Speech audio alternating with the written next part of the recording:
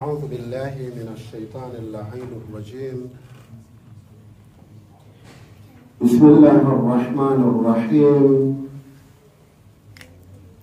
بسم الله كلمة المعتصمين ومقالة المتحرزين، وأعوذ بالله تعالى من جور الجاهلين وكيد الحاسدين وبغي الظالمين، وأحمده فوق حمد الحامدين، والحمد لله رب العالمين،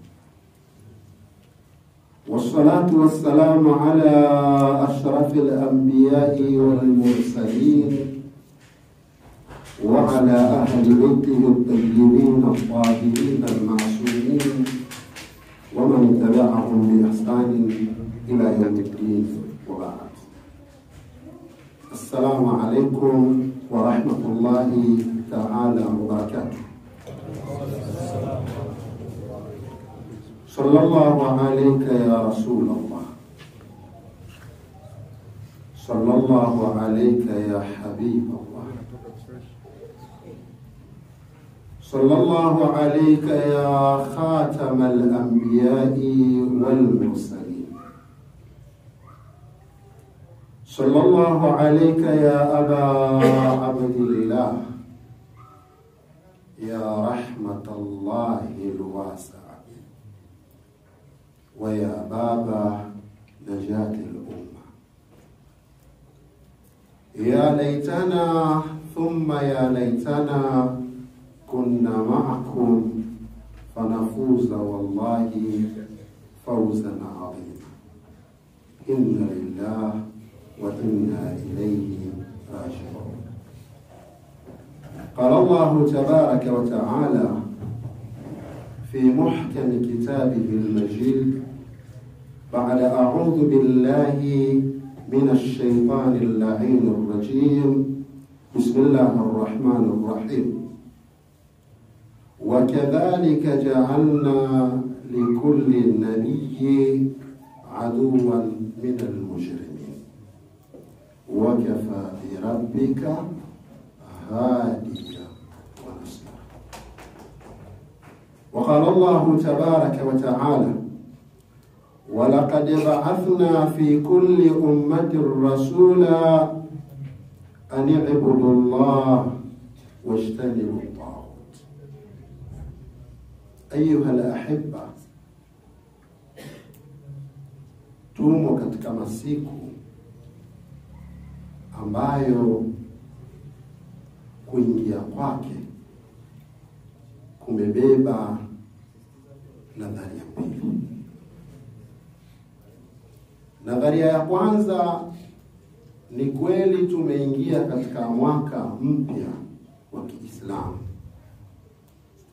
tunaandika historia nyingine. Wachana na mwaka uliopita, tunaandika historia nyingine kwa kuingia katika mwaka mwingine. Na Mwenyezi Mungu Subhanahu wa Ta'ala kutuvusha tukawa ni miongoni mwa wale wenye kuona mwaka mpya wa Kiislamu. Hii ni neema kubwa, na katika neema ambayo ni muhimu kujivunia ni kwamba tumeuona mwaka mwingine, na Mwenyezi Mungu Subhanahu wa Ta'ala akatuwafikisha na tukawa katika afya njema na tukaweza kukaa kikao kama hiki tulichokaa. Hiyo ni nadharia ya kwanza. Lakini nadharia ya pili vile vile tunayoingia kwayo huu mwaka mpya wa Kiislamu, katika mwezi huu wa kwanza twaingizwa pia na tukio zito na maangamizi makubwa yaliyofanyika katika mwezi wa Muharram, katika siku 10 ya Muharram kama tutakavyoeleza. Kisha mara nyingi ikiwa tumetawaliwa na furaha na tumetawaliwa na huzuni, tukirejea katika makuzi na malezi ya Kiislamu, walitololelewa na wazee wetu katika Uislamu. Wazee wetu walikuwa wazuri wa kuamini kuliko kuhubiri. Maana yake waliuishi Uislamu katika uhalisia wa vitendo zaidi kuliko kuhubiri. Kwa sababu lau wangelipewa nafasi ya kuhubiri, ilikuwa sio wahubiri wazuri kama ambavyo leo tulivyo wahubiri wazuri. Kwa hiyo waliishi dini ya Mwenyezi Mungu Subhanahu wa Ta'ala, na wala hawakuwa wazuri wa kuhubiri dini ya Mwenyezi Mungu Subhanahu wa Ta'ala. Katika makuzi yetu na malezi yetu ilikuwa twaona, na mpaka leo tunaona kwamba hatuwezi kufanya ndoa katika mwezi wa Muharram. Lakini kusherehekea kuingia mwezi wa Muharram tushiriki. Tukiwauliza wale wazee pana hikma gani ikiwa tumeuingia mwezi wa Muharram mwaka mpya na mwezi wake wa kwanza ndio mwezi wake, palikuwa pana haja ya msingi ya kufurahia. Kwa nini nyinyi mmetupa kwamba mwezi wa Muharram huu sio katika miezi mizuri ya kufunga ndoa? Wakaongeza na mwezi wa Safar. Maana yake, je, katika nadharia mbili, tuhuzunike katika mwezi wa Muharram tunapoingia, tutawaliwe na huzuni au tutawaliwe na furaha? Yapaswa sisi kutawaliwa na kitu gani? Katika shuur, katika hisia za kimaumbile, za kawaida, za kiwanadamu, kwamba ninapoingia katika mwezi wa Muharram umekamatana na nadharia mbili, shuur, zile hisia za kimaumbile na fitra ya Kiislamu. Niweje ngubikwe na kutawaliwa maisha yangu tangu siku ya mwanzo wa Muharram furaha kila mahala, au ni huzuni? Ndugu zangu, hapa pana jambo ambalo ni mada yangu ya leo. Jambo la kwanza, kufurahi na kuhuzunika kunategemea na msingi utakaoingia nao katika mwezi wa Muharram, na itategemea na upokeaji wako na uelewa wako wa ule mwezi wa Muharram pale unapokujia. Bal inaweza kukulazimu ukaenda katika kufikirika, je, Mtume sallallahu alayhi wa alihi wasallam lau angalikuwa hai akakutwa na hili na hili ambalo tunalo, je, angalihuzunika au angalifurahi? Yote haya yatakuwa na majibu yake. Lakini njia ya kwanza ambayo nitaka kwenda kujibu masala haya vizuri, tatizo tulilonalo sisi Waislamu ni tatizo la kimtazamo. Wakati mwingine tutaweza kufikiria mambo kama walivyokuwa wakifikiria Makuraishi kabla ya Uislamu, na tumo ndani ya Uislamu. Na wakati mwingine tutaweza kufikiria mambo kama ambavyo Mtume sallallahu alayhi wa alihi wasallam lau angalikuwa hai angalitaka tufikiri hivyo. Mfano, tunapozungumza kadhia ya al-Imam al-Hussein salawatullahi wasalamu alayhi, tuzungumza aslun min usuli din, tuzungumza msingi katika misingi ya dini. Ukilitizama hili kwa picha hii kwamba ninapomzungumza al-Imam al-Hussein alayhi afdalus salatu wassalam, nazungumza msingi katika miongoni mwa misingi ya dini, mtazamo wako lazima utakuwa aina nyingine. Kwani kinachotupa mitazamo miwili kwa Mtume sallallahu alayhi wa alihi wasallam ni nini? Nimeanza na aya Mwenyezi Mungu Subhanahu wa Ta'ala anasema, wa kadhalika ja'alna likulli nabiyyin aduwan min almujrimin. Mwenyezi Mungu anasema hivyo ndivyo ilivyo. Kila mtume tumemwekea adui atokanaye na waovu. Yani Mwenyezi Mungu Subhanahu wa Ta'ala kamuumba kiumbe ambaye aitwaye ni mtume. Na kisha huyo Mwenyezi Mungu Subhanahu wa Ta'ala akaumba kiumbe ambaye ni muovu. Kisha Mwenyezi Mungu Subhanahu wa Ta'ala akaweka kwamba huyu mtume adui yake ni huyu muovu. Yani yeye kamfanya huyu mtume mwenyewe ndo kamweka, kisha alafu akamwekea na adui. Lakini uhalisia na kitafsiri na kwa kusoma Qur'ani, kwa kuielewa, Mwenyezi Mungu Subhanahu wa Ta'ala alipomweka mtume wake na pale kuzalika yule muovu kunatokana na misingi ya dini. Msingi wa kwanza, mtume huyu wakati amefanywa mtume ilikuwa atakiwa shiaru ni moja, kama aya nilokusomeni, wala qad ba'athna fi kulli ummatin rasula. Mwenyezi Mungu asema nimepeleka kila umma, nimepeleka mtume. Lengo la mtume yule ani'budullaha washtanibu at-taghut, kwamba kazi yako ya kwenda kufanya ni kufikisha msingi wa kwanza wa Kiislamu ambao ni la ilaha illa Allah. Kwa hiyo unapomzungumza Mwenyezi Mungu Subhanahu wa Ta'ala, wazungumza mmoja ya msingi wa Kiislamu. Ndio maana bwana mtume alikuwa akiwaambia nini Makuraish? Akiwaambia ayuhan nasu, enyi watu, qulu la ilaha illa Allah tuflihun, semeni la ilaha illa Allah mtakuwa ni wenye kufaulu. Kwa nini? Kwa sababu kukamatana na moja ya msingi wa Mwenyezi Mungu Subhanahu wa Ta'ala, ambapo ni kukamatana na tauhidi, ambao ndio shiaru ya kila mtume alipewa akasimamia hili. Sasa mtume huyu anatumwa kwa watu ambao Al-Kaaba tu wana masanamu 300. Al-Kaaba peke yake. Mtume huyu anatumwa kwenda kusema la ilaha illa Allah, kusimamisha msingi kwa watu ambao wenye kuamini nguvu ya kila Mungu.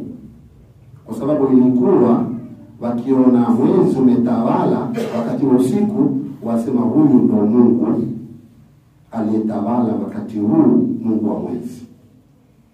Kwa walikuwa na Mungu akitwa Mungu wa mwezi.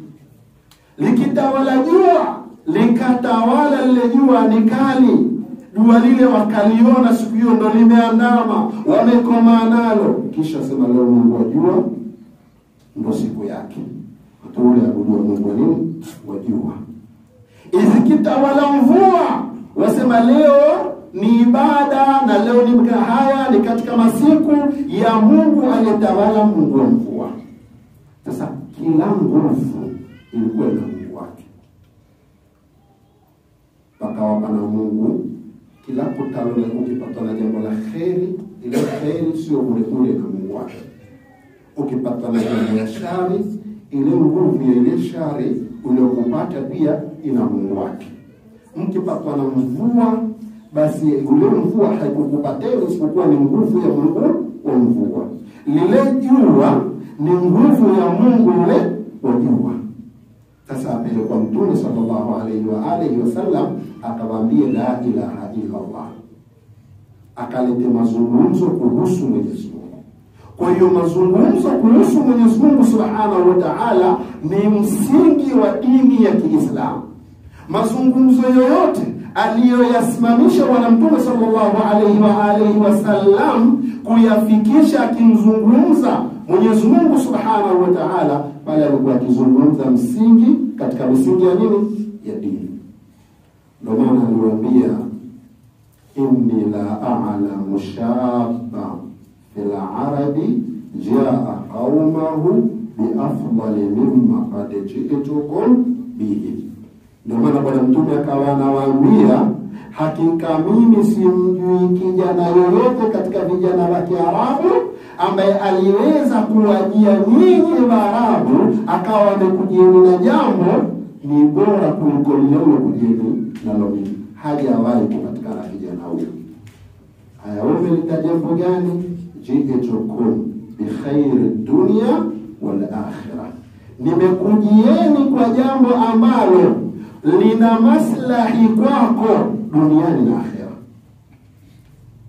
Mambo ambayo yanakuwa yenye maslahi duniani na akhera ndio ile msingi ya dini. Msingi wa kwanza ni tauhidi, msingi wa pili ni an-nubuwa.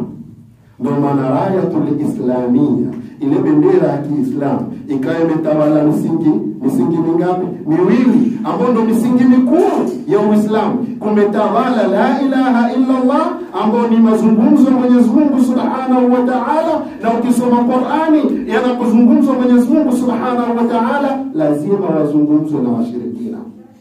Kwa nini? Ili kuthibitisha ile nini? At-tauhid. Kwa hiyo palipo na mazungumzo ya Mwenyezi Mungu Subhanahu wa Ta'ala, uzungumzo msingi wa nani? Msingi wa Kiislamu, uzungumzo tauhidi ndani yake. Anapotajwa mtume kama Mtume sallallahu alayhi wa alihi wasallam, tizama namna alivyopata tabu ya kufikisha kilima cha la ilaha illa Allah, kusimamisha huu msingi wa la ilaha illa Allah, ambapo kama isingelikuwa msingi huu, ingelikuwa Muhammad hana shida, ingekuwa ni yule Muhammad bin Abdullah, ingelikuwa hana tabu.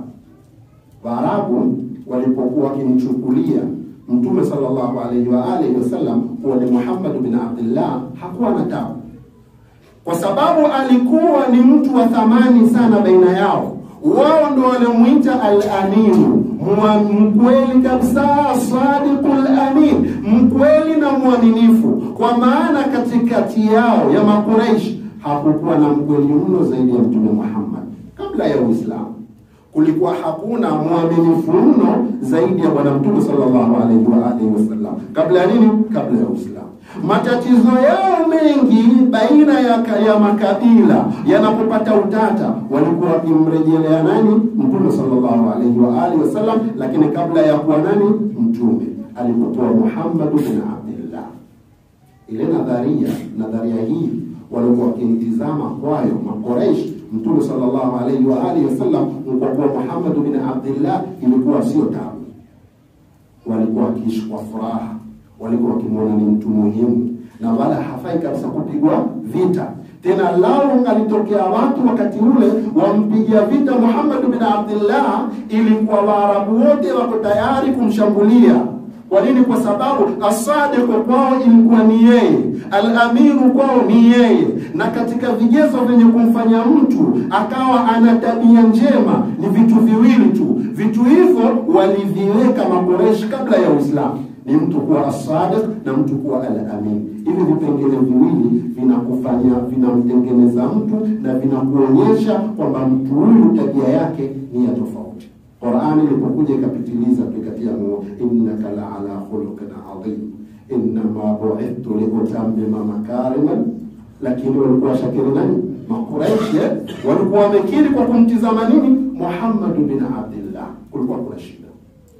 Ilipokuja tukufikisha ile misingi ya dini ya Kiislamu, na ikiwa miongoni mwao ni at-tauhidi, kusema la ilaha illa Allah, ikiwa miongoni mwao mkusema Muhammadur Rasulullah, hapa ndipo Makuraish ili neno la ilaha illa Allah, msingi wa Kiislamu, neno Muhammadur Rasulullah, msingi wa Kiislamu, wanubuwa, haya maneno ndio yalozaa uadui baina ya Mtume sallallahu alayhi wa alihi wasallam na Makuraish. Otherwise kulikuwa hakuna tabu.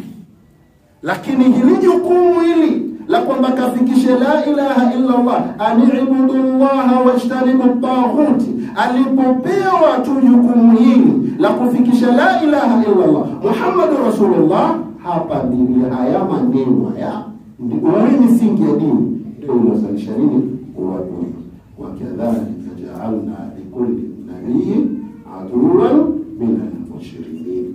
Umewekaje uadui? Ni Mwenyezi Mungu kampa mtume wake misingi ya dini yake, ile misingi ya dini ndio ikazaliwa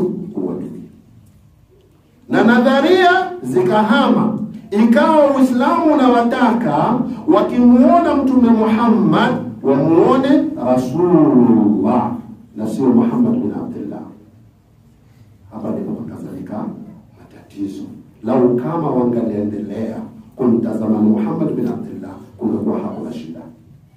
Na Qur'ani ikasemaje, ma kana Muhammadun aba ahadin min rijalikum walakin Rasulullah. Muishi nini? Rasulullah wa khatama nabiyyin. Huo ndo msingi.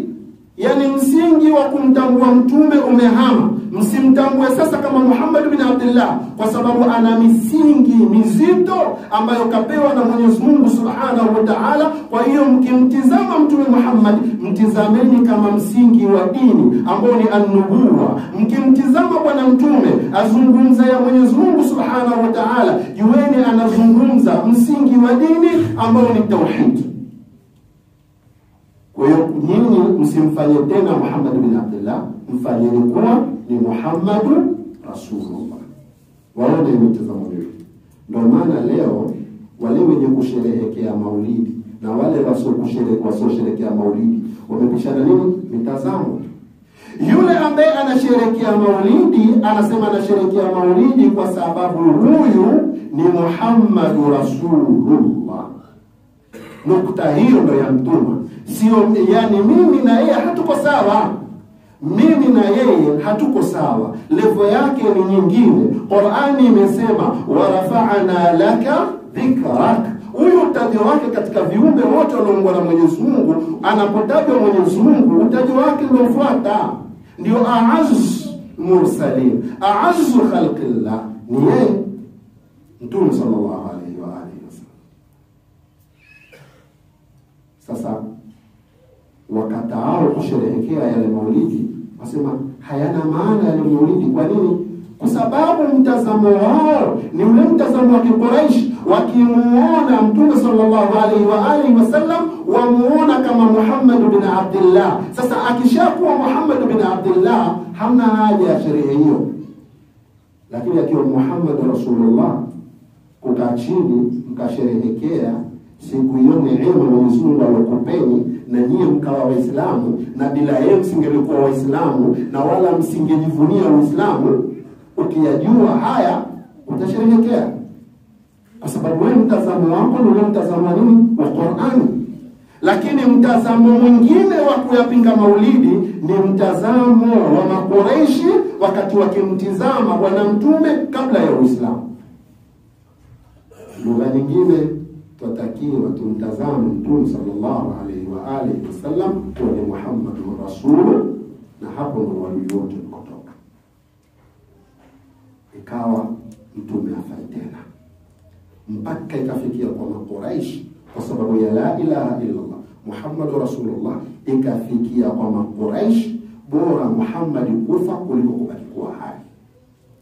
Kisha akapelekewa kwa Mtume sallallahu alaihi wa alihi wasallam, akapelekewa watu, akaambiwa nendeni kamwambie Mtume Muhammad sisi hatuna tabu naye, tunampa ofa. Akakatiwa ofa. Ofa mbele ya nini? Mbele ya misingi ya dini ya Mwenyezi Mungu Subhanahu wa Ta'ala.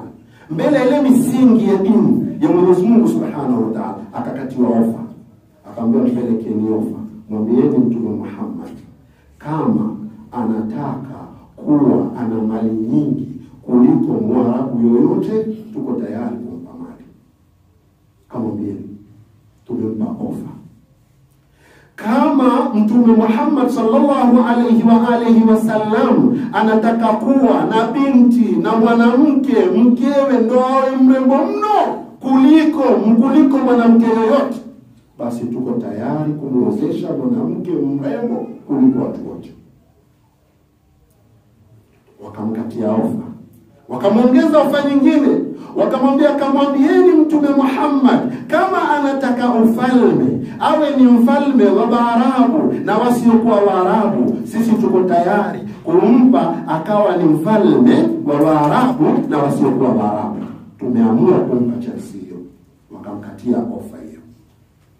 Wakaona haitoshi. Pengine katika ofa zetu tulizomkatia, pengine hakuna hata moja yaweza kumvutia. Wakamwambia nenda mkamwambie vile vile ofa nyingine ni kwamba lau yeye ana haja yoyote, ana shida yoyote, anatamani shida hiyo ikidhiwe, sisi tuko tayari kukidhi shida hiyo kama ni nje ya haya. Akatoa nini? Ofa.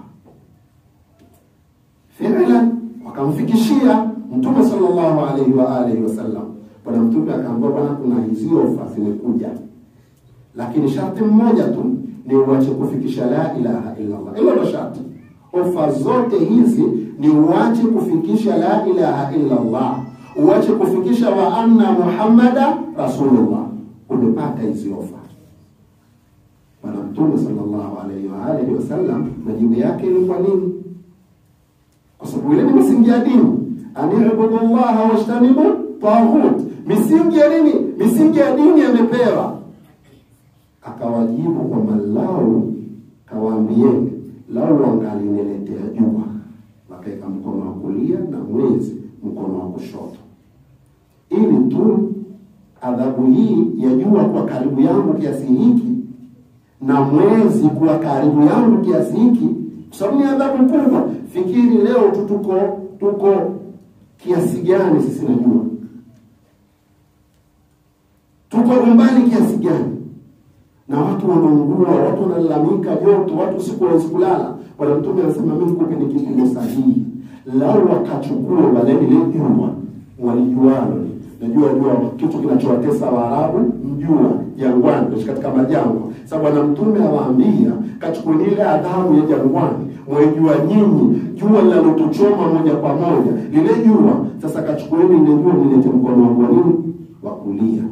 Alafu ule mwanga wa mwezi tuko nao mbali namna unavyoumiza, lau ungalisogezwa kidogo tu sote tunakuwa vipofu. Bwana Mtume anasema kachukue na ule mwezi na unavyoangaza vile, nilete mkono wangu wa kulia. Kisha iwe ni ili mimi niache kufikisha nini? La ilaha illa Allah Muhammadur Rasulullah. Bwana Mtume akasema sitoacha mpaka niangamie kwa kufikisha hiyo la ilaha illa Allah. Kwa lugha nyepesi, Bwana Mtume anasema ikiwa kuangamia naweza kuangamia kwa la ilaha illa Allah, unaweza kuangamia kwa kufikisha Muhammadur Rasulullah, basi yuko tayari kuangamia. Maneno ya al-Imam al-Hussein aliwaambia nini? Sikupeni mkono nini wa udhalili. Hapa lau Bwana Mtume angelikubali ametoa mkono wa nini wa udhalili. Kwa hiyo msimamo wa Bwana Mtume ni msimamo, ni ule msimamo waliokuwa nao maimamu, ni ule msingi waliokuwa nao maimamu. Alichotakiwa kukifanya Imam Ali mbele ya Muawiya ni kile alichotakiwa kukifanya Mtume Muhammad kwa Makuraish. Ndio maana akasema ukizungumza Mtume unazungumza msingi wa dini. Ukitaka kumzungumza Mwenyezi Mungu uzungumza la ilaha illa Allah, uzungumza msingi wa dini. Ukimzungumza Mtume uzungumza msingi wa dini. Kwa kumzungumza Mtume sio hadithi za kipuuzi. Mkuzungumza sehemu Mtume ni msingi wa dini, ni anubuwa pale ilipo. Unapomzungumza Mwenyezi Mungu ni msingi wa dini, uko katika la ilaha illa Allah. Lakini haiwezi kuwa ni hadithi nini? Haiwezi kuwa ni mujarrad hadithi. Haiwezi kuwa ni just story. Maneno ya Mwenyezi Mungu hayawezi akawa ni story tu. Maneno ya Bwana Mtume hayawezi akawa ni story. Kuta ni misingi. Ukimtazama Mtume, tazama msingi wa dini. Ukitazama Mwenyezi Mungu Subhanahu wa Ta'ala na kumzungumza msingi wa dini. Sasa alichotakiwa kukifanya Mtume kwa Makuraishi ni kusarenda risalatul ilahiyya, kusarenda na kutupa na kuiacha na kuachana na risala ya Mwenyezi Mungu. Alichotakiwa Ali ibn Abi Talib na Muawiya ni kuacha lile jukumu la Mwenyezi Mungu Subhanahu wa Ta'ala, kisha jukumu lile ambalo ameachiwa na Mtume sallallahu alaihi wa alihi wasallam alitelekeza. Sasa Mtume akutelekeza. Mtume alisimama. Mtume alipokuja akawasimamisha wakina Imam Ali kusimamia alivyokuwa akisimama yeye. Mtume alikuwa tayari aangamie kwa sababu ya misingi ya dini, kwa sababu ya la ilaha illa Allah. Alikuwa tayari aangamie kwa sababu ya Muhammad Rasulullah. Kwani amjui ya Mtume? Sisi Waislamu alhamdulillah tunajua vita vyote vilivyopigwa katika Uislamu. Vita vyote ilikuwa issue tu ni kuangamiza Uislamu. Vita vyote katika Uislamu, Uhud, Khaybar, Badri, vita vyote ni kuizamisha risala ya Mwenyezi Mungu, ni kuua ujumbe, ni kuiua misingi ya Mwenyezi Mungu. Walikufa masahaba, walikufa wakafa watu wa karibu wa Bwana Mtume. Bwana Mtume alidhurika, kulala njaa, walilala njaa, walipotea watu kwa sababu ya la ilaha illa Allah. Kwa nini walikuwa wakiamini nini wao masahaba? Kwa sababu wakiamini Mtume ni msingi la dini, tutapigana. Wakiamini Mwenyezi Mungu Subhanahu wa Ta'ala na mazungumzo kuhusu Mwenyezi Mungu Subhanahu wa Ta'ala ni msingi la dini, tutafia misingi ya dini. Na sisi sote tuelewa kwamba misingi ya dini iko mingapi? Hapo tuzungumza masahaba. Misingi ya kwanza Bwana Mtume anafikisha misingi mingapi? Miwili tu. Afikisha la ilaha illa Allah, afikisha nini? Muhammadur Rasulullah. Masahaba ilikuwa wako tayari kufia nini? La ilaha illa Allah. Masahaba walikuwa wako tayari kufia nini? Muhammadur Rasulullah. Kisha katika misingi ya dini ya Kiislamu, baada ya at-tauhid, baada ya an-nubuwwa, una nini? Una al-imama. Al-imama. Alafu una nini? Una al-mi'ad. Kwa sababu gani? Misingi uhalisia wake ni misingi mingi.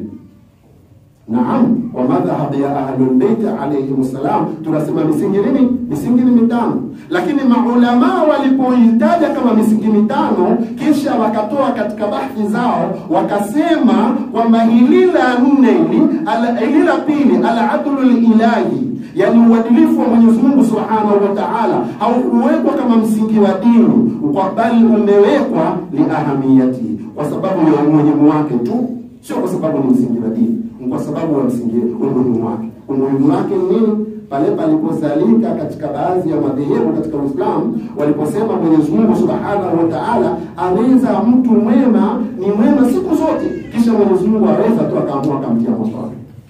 Kisha mtu muovu siku zote, mtu ni muovu siku zote, lakini Mwenyezi Mungu anaweza akamtia peponi. Yani khulasatul kalam, yani naweza kukwambia kwamba Yazidi Mwenyezi Mungu lao akataka, maana yake lao Mwenyezi Mungu akataka aweza kamua akamtia Yazidi peponi, alafu kisha akamchukua Imam Hussein akamtupa motoni. Kwa pamoja? Yaani kwa lugha nyingine Mwenyezi Mungu tu aweza akataka akaamua yule aliyenena ana rabbukumul a'la Firaun, akaamua tu amtie peponi, kisha akamchukua Musa akamwambia nyinyi wote nenda motoni. Maulama wa ahlul bayt alayhi salam akasema haya hayaendani na uadilifu wa Mwenyezi Mungu Subhanahu wa Ta'ala, na lao tukayaacha hivi yatapoteza na jamii yetu itapotea ya Kiislamu. Kutakuwa hakuna faida ya mwema kuwa mwema na hakuna faida ya muovu kuwa nini? Muovu. Yaani hakuna faida ya mwema kuwa mwema na hasara ya muovu kuwa nani? Kuwa muovu. Hakuna faida. Kama leo Mwenyezi Mungu anaweza kujisikia tu akampeleka mwema motoni kisha muovu akampeleka peponi. Wakasema hapa pana haja ya kuweka al-adlu kuwa katika miongoni mwa misingi ya dini ya Kiislamu. Lakini bila asili misingi ni mangapi? Ni minne.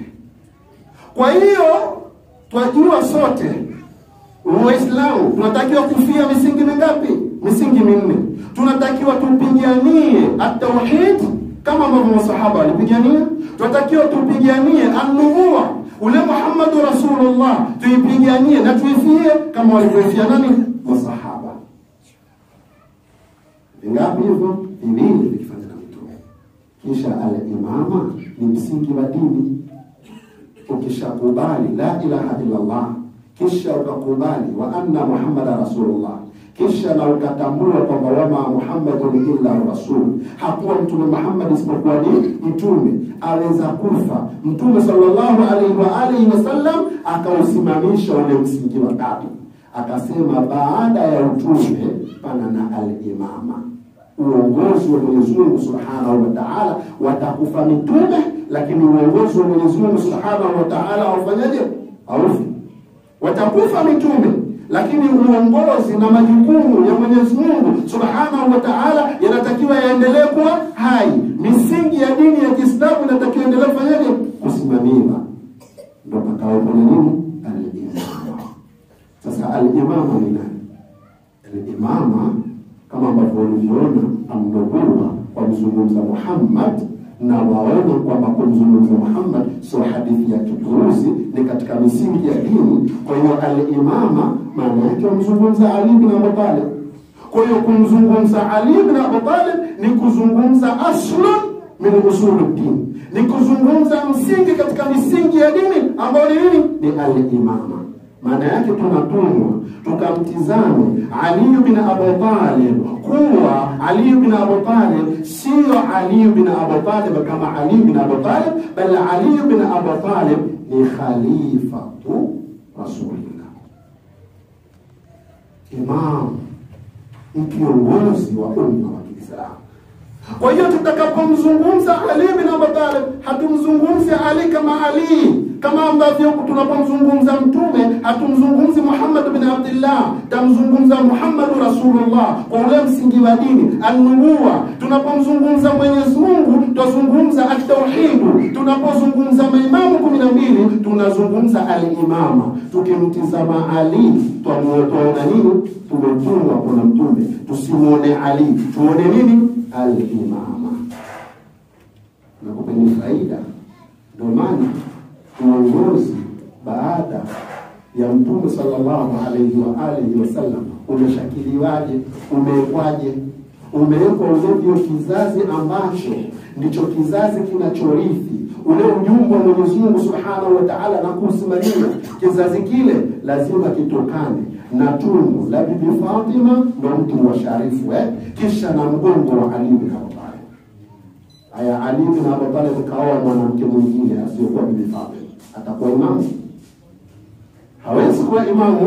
Waona hikma ya Mwenyezi Mungu na upandikizo wa Mwenyezi Mungu Subhanahu wa Ta'ala wa huo msingi wa dini ya Kiislamu. Yani kama ilivyo an-nubuwa ilibaki kwa mtume Muhammad, na mtume akatueleza ana da'watu Ibrahim wa bushra Isa, mimi ndio yule niliokuja kwa dua na Allah Ibrahim, lakini mbashiriwa na nani? Na Isa. Muelewe hiyo an-nubuwa yangu, muelewe kwamba mimi ni mtume. Kisha mtume akaja akatuwekea nini? Akatuambia pana na al-imam, pana na msingi wa dini. Akasema inna Allah ja'ala dhurriyyati fi sulbi Ali bin Abi Talib, kwamba Mwenyezi Mungu amefanya kizazi changu kiendelee. Mtume anasema Mwenyezi Mungu amefanya kizazi changu kiendelee nini? Mtume kupitia mgongo wa nani? Wa Ali bin Abi Talib. Lakini kaongeze katika tumbo la nani? La Bibi Fatima, kwa sababu Ali alikuwa na watoto wengi. Maimamu watoto gani? Masharifu watoto gani? Masharifu na maimamu sio wale watokana na mgongo wa nani? Wa Ali bin Abi Talib pekee, bali ili awe sharifu na awe katika khulafa'illah ar-rashidin lazima atokane na tumbo la Bibi Fatima salawatullahi wasalamuhu alayha. Allahumma salli ala Muhammad wa ali Muhammad. Kwa hiyo unapokuja kumzungumza Ali bin Abi Talib unamtazama ni khalifa. Lau angalikuwa leo tunakaa sisi na kumzungumza Ali bin Abi Talib kama Ali bin Abi Talib, mazungumzo yake yasingekuwa na faida. Kama tungelikuwa takaa tumzungumza Mtume sallallahu alaihi wasallam kama Muhammad bin Abdullah, basi mazungumzo yale yasingelikuwa na nini? Na faida. Lakini tukikaa tukimzungumza bwana Mtume kama Rasulullah, kama Qur'ani inavyotuongoza, na kuna sababu ndugu zangu ya kuthibitishwa katika hii siri. Kuna sababu kubwa sana, na kupeni sababu. Nadharia za mitume wote waliotangulia, nadharia za mitume wote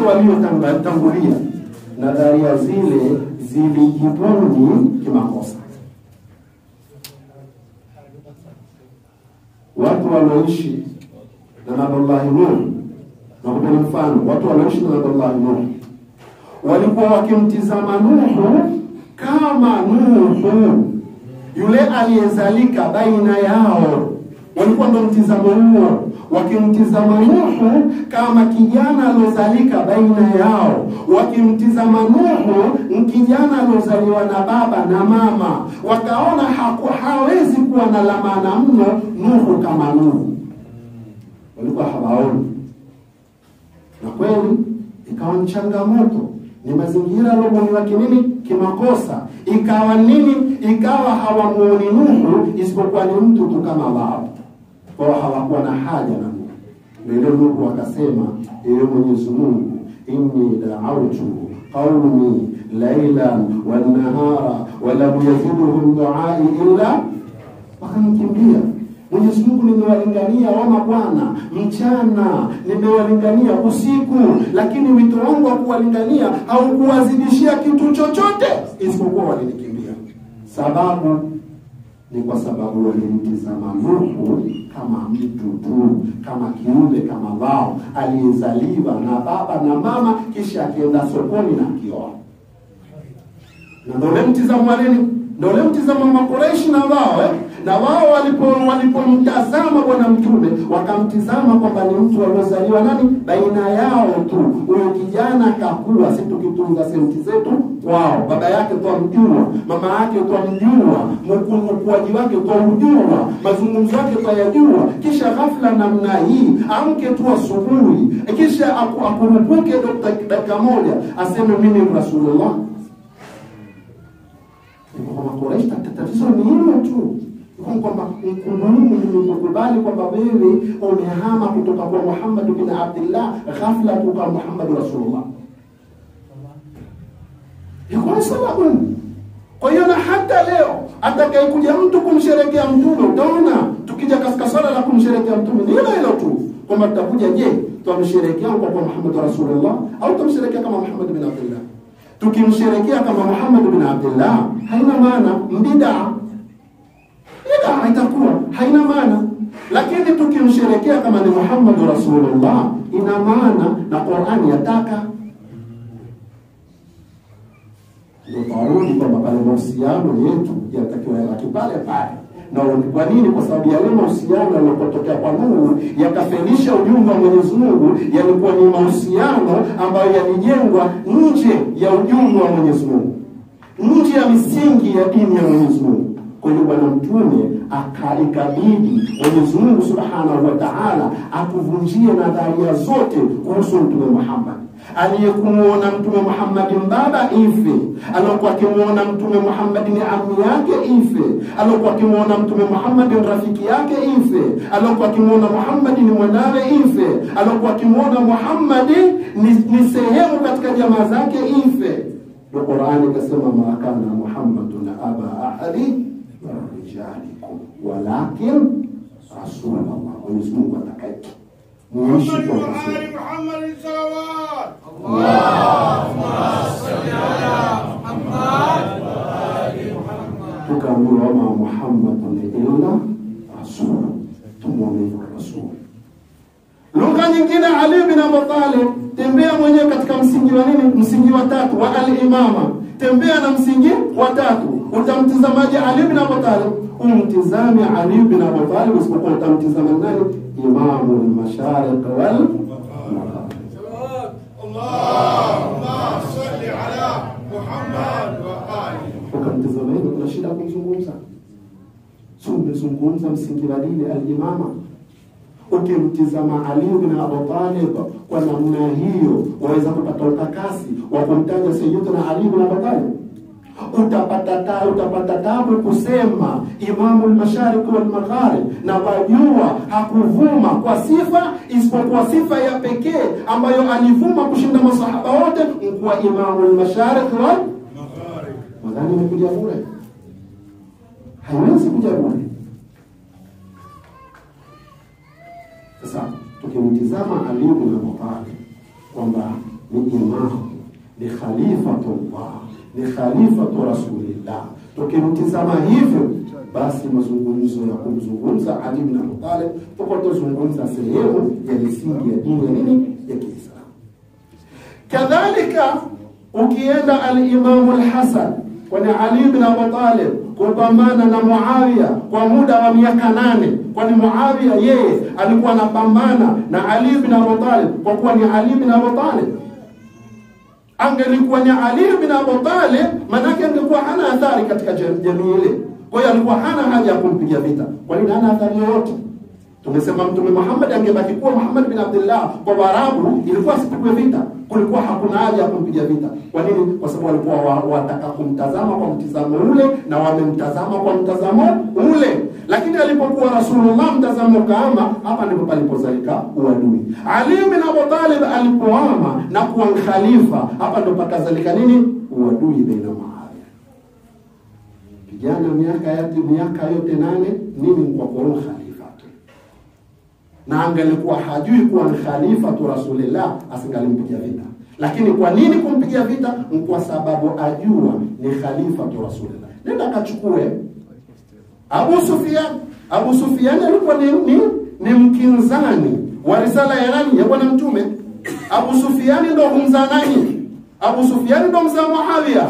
Kwa hiyo maana yake Abu Sufyan alikuwa akikabiliana na nini? Akikabiliana mwanzo na Mtume sallallahu alaihi wa alihi wasallam, akikabiliana na hiyo la ilaha illa Allah tauhid na hiyo Muhammad Rasulullah.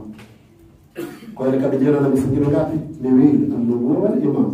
Hakuridhika kuwa huyu Muhammad kuwa ni mtume. Sasa rais. Na ndio maana katika kusilimu kwake mkisoma mtaona kusilimu kwake alipoambiwa sema ashhadu an la ilaha illa Allah, akasema hilo alina tabu la ilaha illa Allah. Akasema Muhammad Rasulullah, akasema kwenye moyo wangu kuna kitu. Ila kusema wewe unaonaye unaamka asubuhi na nini kisha ukichunga na mbuzi na nisemi kuona kabisa wewe mpaka wazalio na wazee wako Mungu unajua kisha wewe ni Muhammad Rasulullah, hapo kwenye moyo wangu kuna kitu. Ngoja Muawiya na yeye kukubali kwamba Ali bin Abi Talib khalifa tu Rasulillah ilikuwa ina shida. Tukapigwa vita miaka 8 na Ali bin Abi Talib akauawa kwa kuwa nani? Khalifatullah. Al-Imam al-Hasan Muawiya alipomaliza kumuondoa al-Imam Ali, kama hakujua kwamba ukhalifa umehama umetoka kwa Ali bin Abi Talib ukaingia kwa al-Imam al-Hasan, na al-Imam al-Hasan jamii ile kamtambua kuwa ni khalifa, asingali muua al-Imam al-Hasan. Lakini kwa nini alimuua? Alijua na akijua na jamii yajua kwamba huyu ni khalifa. Njia zikawa tofauti.